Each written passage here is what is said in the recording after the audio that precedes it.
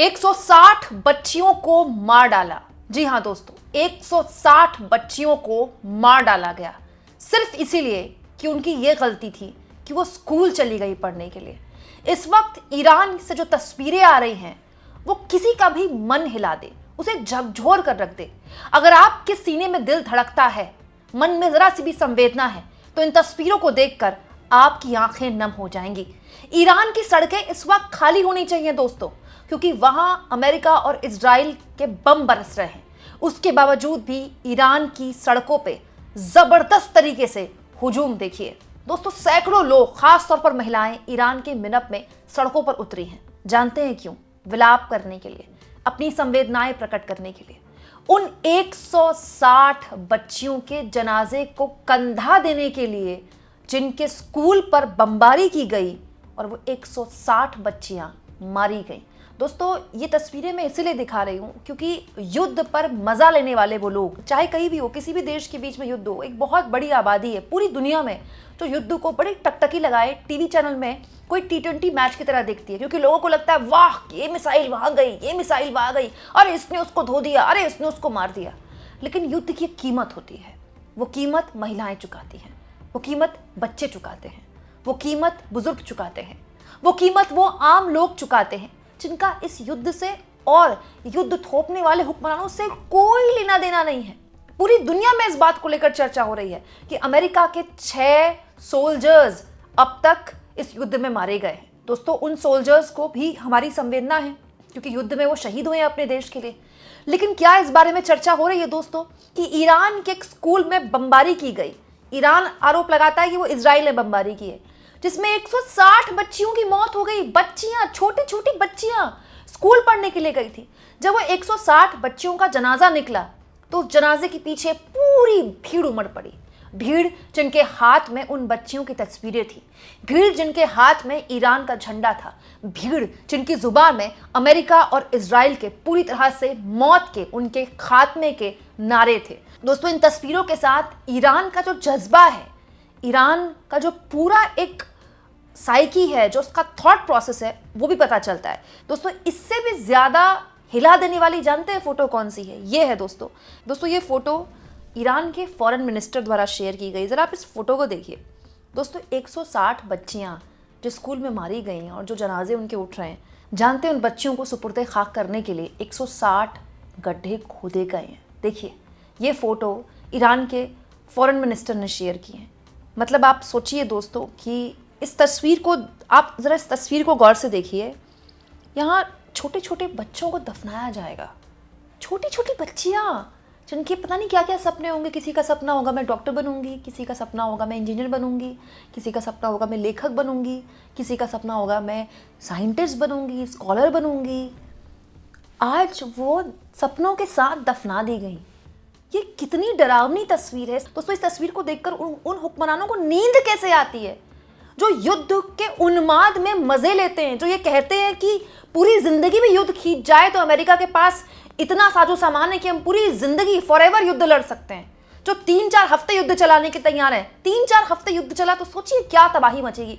दोस्तों, ये तो सिर्फ बच्चियों की बात है। दोस्तों, बच्चों पर तो हमारी संवेदनाएं और ज्यादा प्रबल होनी चाहिए, होना ही चाहिए भाई। बच्चे किसी भी समाज का भविष्य है, चाहे वो ईरान हो, चाहे वो भारत हो, चाहे दुनिया हो।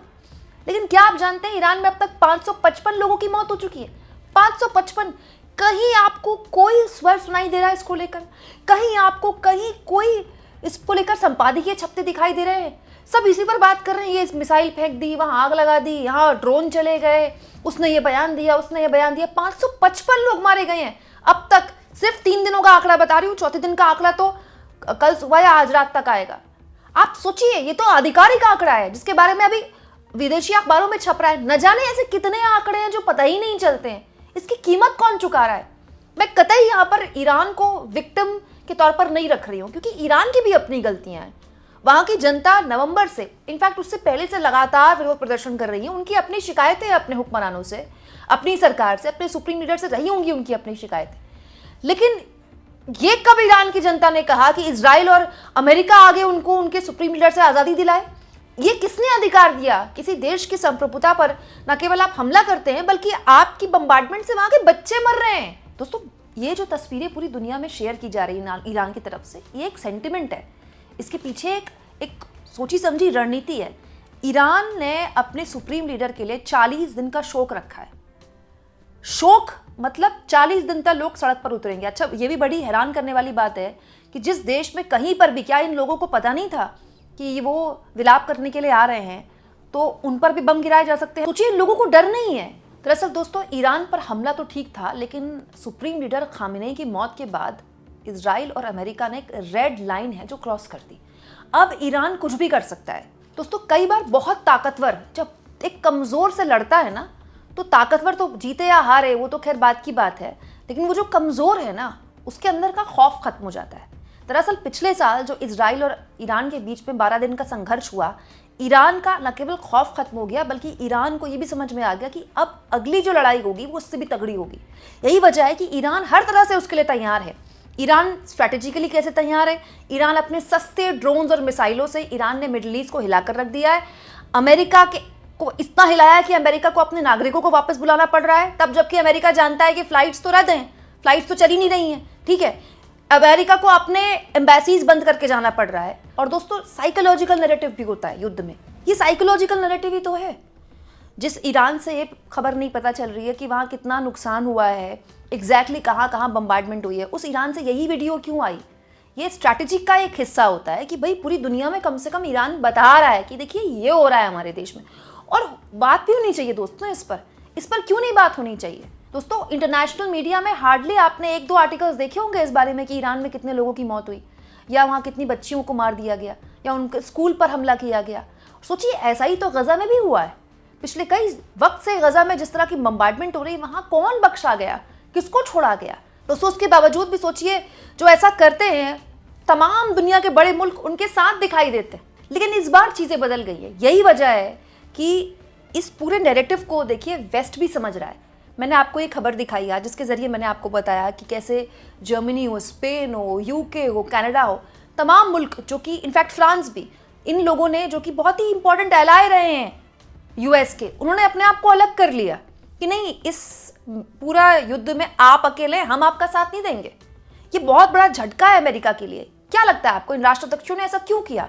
क्या इनके अंदर कोई नैतिकता जाग गई? नहीं, इनको ये बात समझ में आ गई है कि जनता अब केवल एक नैरेटिव पर भरोसा नहीं करती। जनता को दिख रहा है, सोशल मीडिया का जमाना है। क्या ये तस्वीरें यूएस नहीं जाएंगी? इनफैक्ट यूएस में भी जबरदस्त तरीके से प्रदर्शन हो रहे हैं।